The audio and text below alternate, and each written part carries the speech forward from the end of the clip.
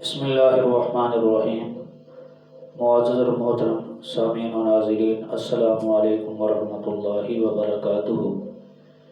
آج کی نشست میں ایک حدیث مبارکہ اور اس کے ضمن میں چند باتیں عرض کرنی ہیں۔ دعا فرمائیں اللہ تعالی ہم سب کو عمل کی توفیق عطا فرمائے۔ یہ حدیث مبارکہ امام بیہقی رحمۃ اللہ علیہ نے بیہقی شریف میں صفحہ نمبر 320 اور 321 کے اوپر نقل فرمائی ہے۔ جلد نمبر 4 ہے اور حدیث نمبر ہے 5256۔ حدیث مبارکہ یہ ہے، قال النبی صلی اللہ علیہ وسلم، حضور صلی اللہ علیہ وسلم نے ارشاد فرمایا، اضمنوا لی ستا من انفسکم اضمن لکم الجنۃ، کہ تم مجھے اپنی طرف سے 6 باتوں کی ضمانت دے دو، 6 باتوں کی گارنٹی دے دو تو میں تمہیں جنت کی ضمانت دیتا ہوں۔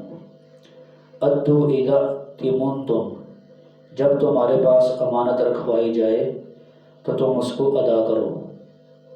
اوفوا اذا عاہدتم، جب تم وعدہ کرو تو اسے پورا کرو۔ واصدقوا اذا حدثتم، جب تم بات کرو تو سچ بولو۔ واحفظوا فروجکم، اور اپنے شرمگاہوں کی حفاظت کرو۔ وغضوا ابصارکم، اور اپنی نظروں کو جھکا کے رکھو۔ وکفوا ایدیکم، اور اپنے ہاتھوں کو روک کے رکھو۔ یعنی یہ حدیث مبارکہ ہے، اس میں حضور نبی کریم صلی اللہ علیہ وسلم نے اپنی امت کو خطاب فرماتے ہوئے ارشاد فرمایا کہ تم مجھے 6 چیزوں کی ضمانت دے دو، 6 چیزوں کی گارنٹی دے دو تو میں اللہ کا نبی تمہیں جنت کی ضمانت دیتا ہوں۔ تو اس سے یہ بات سمجھ آتی ہے کہ اس سے بڑی گارنٹی اور کس کی ہو سکتی ہے، کیونکہ اللہ کے رسول امام الانبیاء حضرت محمد رسول اللہ صلی اللہ علیہ وسلم، جن کو اللہ نے ساری کائنات کا سردار بنایا ہے، جب آپ جنت کی گارنٹی دے رہے ہیں، جنت کی ضمانت دے رہے ہیں، تو اب اس سے بڑی گارنٹی اور کس کی ہو سکتی ہے، کیونکہ خدا کے بعد آپ ہی کا مقام ہے اس کائنات میں۔ آج اگر دنیا میں ہمیں کوئی بڑا آدمی، کوئی کسی گاؤں کا چودھری یا کسی علاقے کا MNA MPA یا کوئی اور آدمی، بڑا آدمی جس کو ہم سمجھتے ہیں، اگر وہ کسی چیز کی ہمیں گارنٹی دے دے، ضمانت دے دے، تو ہم کتنے مطمئن ہو جاتے ہیں کہ جی فلاں بندے نے ہمیں اس چیز کی ضمانت دے دی ہے، اب ہم بے فکر ہیں۔ تو یہ 6 چیزیں ہیں، 6 کام ایسے ہیں کہ رسول اللہ صلی اللہ علیہ وسلم فرما رہے ہیں کہ تم میں سے جو مجھے ان 6 چیزوں کی گارنٹی دے دے تو میں اللہ کا نبی اسے جنت کی ضمانت دیتا ہوں۔ انہوں نے سے پہلی چیز فرمایا کہ جب تمہارے پاس امانت رکھوائی جائے تو تم اس کو ادا کرو گے۔ اب میرے بھائیو، یہ جو امانت کا لفظ ہے اس کا بڑا وسیع مفہوم ہے۔ ایک تو امانت میں یہ بھی چیز داخل ہے کہ جو اللہ کا دین ہے، اللہ کی شریعت ہے، یا دین کے جو احکامات ہیں وہ بھی امانت ہیں، ان کو بھی ہم نے ادا کرنا ہے۔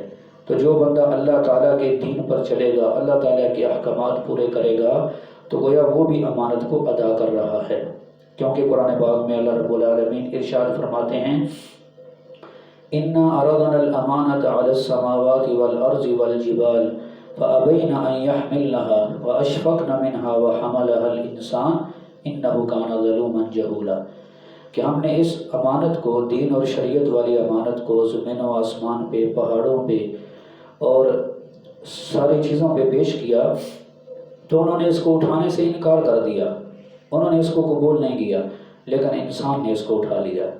لہٰذا جو اللہ کا دین ہے، شریعت ہے، احکامات ہیں، یہ بھی گویا امانت ہیں اور ان کو بھی ہم نے ادا کرنا ہے۔ دوسرا، انسان کے جو جسم کے جتنے بھی اعضاء ہیں یہ بھی اس کے پاس اللہ کی دی ہوئی امانت ہے، ان کو بھی نیکی کے کاموں میں استعمال کرنا ہے، ان کو غلط استعمال نہیں کرنا۔ اگر ہم اپنے جسم کے اعضاء کو صحیح نیکی کے کاموں میں استعمال کریں گے تو گویا یہ امانت کو صحیح ادا کرنا ہے، اور اگر گناہوں میں استعمال کریں گے تو یہ گویا کہ امانت میں خیانت ہے۔ اللہ رب العالمین قرآن پاک میں ارشاد فرماتے ہیں، ان السمع والبصر والفؤاد کل اولئک کان عنہ مسئولا۔ اللہ فرماتے ہیں کہ تمہارے کان، تمہاری آنکھیں، تمہارا دل اور جسم کے سارے اعضاء، ان کے بارے میں قیامت والے دن تم سے سوال ہوگا، تم سے پوچھا جائے گا۔ اور یہ بھی امانت ہے۔ اسی طرح اگر کوئی بندہ کوئی کسی کی پاس چیز رکھواتا ہے کہ اتنے عرصے تک یہ چیز اپنے پاس رکھ لیں، بعد میں لے لوں گا، تو وہ بھی امانت ہے۔ اور حدیث پاک میں امانت کو ادا کرنا اس کو مومن کی نشانی بتایا گیا ہے، اور امانت میں خیانت کرنا اس کو منافق کی نشانی بتایا گیا ہے۔ تو یہ پہلی چیز ہے جس کے بارے میں حضور صلی اللہ علیہ وسلم نے فرمایا کہ تم مجھے ضمانت دے دو تو میں تمہیں جنت کی ضمانت دوں گا۔ دوسرا فرمایا کہ جب تم وعدہ کرو تو اس وعدے کو پورا کرو گے۔ اس کی نبی کریم صلی اللہ علیہ وسلم نے بھی اپنی امت سے ضمانت لی ہے، کیونکہ وعدے کو پورا کرنا یہ مومن کی نشانی ہے، اور وعدے کی خلاف ورزی کرنا، معاہدے کی خلاف ورزی کرنا یہ منافق کی نشانی ہے۔ قرآن پاک میں بھی اللہ رب العالمین فرماتے ہیں والذین هم لأماناتهم وعہدهم راعون، ایمان والے اپنے وعدوں کو اور اپنی امانتوں کو پورا ادا کرتے ہیں، نہ ہی وعدے کی خلاف ورزی کرتے ہیں اور نہ ہی امانت میں خیانت کرتے ہیں۔ یہ بھی قرآن پاک میں مومن کی نشانی بیان فرمائی گئی ہے۔ تو جو معاہدہ ہے، وعدہ ہے، ایک تو جو مخلوق ایک دوسرے سے کرے اس کو بھی پورا کرنا ضروری ہے، اور جو وعدہ ہم نے اللہ تعالیٰ سے کیا ہے اس کو پورا کرنا بھی ضروری ہے۔ ایک عالم ارواح میں ہم نے اقرار کیا تھا الست بربکم قالوا بلی، اللہ نے پوچھا تھا کیا میں تمہارا رب نہیں ہوں؟ تو سب نے کہا تھا کہ یا اللہ تو ہمارا رب ہے۔ تو گویا یہ بھی اللہ سے ہمارا وعدہ ہو گیا کہ تیرے سوا ہم کسی کو رب نہیں مانیں گے۔ ایسے ہی جب ہم نے کلمہ پڑھ لیا تو گویا یہ بھی ایک قسم کا اقرار اور وعدہ ہو گیا کہ ہم اللہ تعالیٰ کے احکامات اور نبی کریم صلی اللہ علیہ وسلم کے حکموں کے مطابق زندگی گزاریں گے۔ تو اگر دنیا میں کوئی بندہ کسی بندے سے وعدہ کرے اس کو بھی پورا کرنا ضروری ہے، تو اللہ سے جو وعدہ کیا ہو اس کو تو بدرجہ اولا پورا کرنا ضروری ہے۔ تو یہ نبی علیہ السلام نے دوسری چیز کی ضمانت لی۔ اور تیسرا حضور صلی اللہ علیہ وسلم نے فرمایا جب تم بات کرو گے تو سچ بولو گے، اس چیز کی ضمانت دے دو تو میں تمہیں جنت کی ضمانت دیتا ہوں۔ اور سچ بولنا اس کے بارے میں حدیث میں نبی کریم صلی اللہ علیہ وسلم نے بڑی تفصیلات بیان فرمائی، بڑی اہمیت بیان فرمائی ہے۔ ایک حدیث میں فرمایا کہ سچ انسان کو نجات دیتا ہے اور جھوٹ انسان کو ہلاک کر دیتا ہے۔ ایک حدیث میں فرمایا جس کا مفہوم ہے کہ انسان سچ بولتا رہتا ہے حتیٰ کہ بولتے بولتے وہ صدیقیت کے مقام پر فائز ہو جاتا ہے اور اللہ کے ہاں وہ صدیق لکھا جاتا ہے۔ اور ایک آدمی جھوٹ بولتا رہتا ہے اور جھوٹ بولتے بولتے وہ اللہ کے ہاں کذاب لکھا جاتا ہے، جھوٹا انسان لکھا جاتا ہے۔ تو سچ بولنا، جب بات کرو تو سچ بولو گے، اس چیز کی بھی حضور صلی اللہ علیہ وسلم نے اپنی امت سے ضمانت لی کہ اس چیز کی مجھے ضمانت دے دو، گارنٹی دے دو کہ ہمیشہ تم سچ بولو گے تو میں تمہیں جنت کی ضمانت دیتا ہوں۔ آج اللہ معاف فرمائے ہمارے معاشرے میں جھوٹ کو کمال سمجھا جاتا ہے، بہت سارے معاملات میں، حتیٰ کہ حدیث پاک میں تو مذاق میں بھی جھوٹ بولنے سے منع فرمایا گیا ہے، لیکن آج ہمارے بہت سارے مسلمان بھائی کاروبار کے اعتبار سے، لین دین کے معاملے اور باقی بہت ساری چیزوں میں جھوٹ بولنا تو اس کو کمال سمجھا جاتا ہے۔ تو آپ نے حدیث سن لیا ہے کہ نبی علیہ السلام اپنی امت کو فرما رہے ہیں کہ تم مجھے ضمانت دے دو کہ تم سچ بولو گے، جب بات کرو گے تو میں تمہیں جنت کی ضمانت دیتا ہوں۔ اور پھر اللہ معاف فرمائے جھوٹی گواہیاں بھی آج عدالتوں میں دی جاتی ہیں، جھوٹے گواہ خریدے جاتے ہیں اور جھوٹے گواہ لائے جاتے ہیں اور وہ پیسے لے کر گواہیاں دیتے ہیں۔ حالانکہ ایک حدیث پاک میں نبی علیہ السلام نے فرمایا کہ جھوٹی گواہی دینا یہ گویا کہ بتوں کی جو عبادت ہے نا، جو انسان بتوں کی پوجا کرتا ہے تو اس کا گناہ اس کے برابر ہے، اس کا گناہ اس کے برابر ہے جو بندہ بتوں کی پوجا کرتا ہے اور بتوں کی عبادت کرتا ہے۔ بہرحال یہ نبی علیہ السلام نے فرمایا کہ یہ تیسری چیز ہے تو مجھے اس کی ضمانت دے دو۔ اور چوتھی چیز فرمایا کہ تم اپنی شرم گاہوں کی حفاظت کرو گے، انہیں زنا نہیں کرو گے، تو اپنی بیویوں کے علاوہ تم اپنی شرم گاہ کو استعمال نہیں کرو گے، گناہ نہیں کرو گے، زنا نہیں کرو گے، اس چیز کی مجھے ضمانت دے دو۔ ایک حدیث پاک میں آتا ہے کہ اللہ تعالیٰ نے جب انسان کو پیدا فرمایا تو اس کے جسم میں اللہ تعالیٰ نے سب سے پہلے شرم گاہ کو پیدا فرمایا اور ارشاد فرمایا کہ یہ تیرے پاس امانت ہے، اس کو حق کے علاوہ کسی اور جگہ استعمال نہ کرنا۔ تو زنا کی وجہ سے تو بہت ساری مذمت قرآن پاک کی کئی آیات میں اور حدیث مبارکہ کے اندر بھی آئی ہے۔ ایک حدیث مبارکہ سماعت فرما لیں۔ ایک حدیث میں آتا ہے زنا سے بچو، اس میں 6 قسم کی تباہیاں ہیں، 3 دنیا میں اور 3 آخرت میں۔ دنیا میں یہ کہ چہرے کی رونق چلی جاتی ہے، چہرے کی خوبصورتی ختم ہو جاتی ہے، چہرے کی جو ایک رونق ہوتی ہے وہ ختم ہو جاتی ہے۔ دوسرا رزق میں اور عمر میں بے برکتی ہو جاتی ہے، رزق اور عمر میں بے برکتی ہو جاتی ہے۔ اور تیسرا فرمایا کہ زنا کی وجہ سے جسم کے جو اعضاء ہیں وہ وقت سے پہلے ہی بیکار ہو جاتے ہیں۔ اور آخرت کی 3 تباہیاں یہ ہیں کہ اللہ تعالیٰ اس پر ناراض ہوں گے، اللہ تعالیٰ اس کا حساب سختی سے لیں گے اور اس کو لمبے عرصے تک جہنم میں رہنا ہوگا۔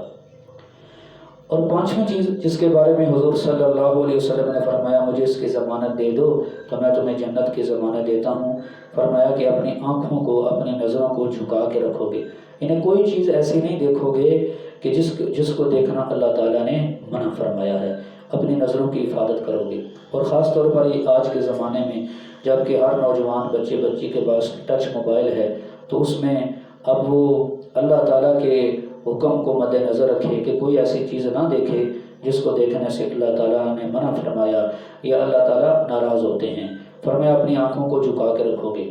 اور یہ تو مستقل حکم قرآن پاک میں مردوں کے لیے بھی اور عورتوں کے لیے بھی اللہ پاک نے فرمایا قُل لِّلْمُؤْمِنِينَ يَغُضُّوا مِنْ أَبْصَارِهِمْ وَيَحْفَظُوا فُرُوجَهُمْ ذَلِكَ أَزْكَىٰ لَهُمْ۔ اے نبی صلی اللہ علیہ وسلم آپ فرما دیجئے ایمان والے مردوں کو کہ اپنی نظروں کو جھکا کے رکھیں اور اپنے شرمگاہوں کی حفاظت کریں، یہ ان کے لیے پاکی والی بات ہے، صفائی ستھرائی والی بات ہے۔ اور ایمان والی عورتوں کا جب ذکر آیا تو وہاں پر بھی فرمایا وَقُل لِّلْمُؤْمِنَاتِ يَغْضُضْنَ مِنْ أَبْصَارِهِنَّ وَيَحْفَظْنَ فُرُوجَهُنَّ وَلَا يُبْدِينَ زِينَتَهُنَّ۔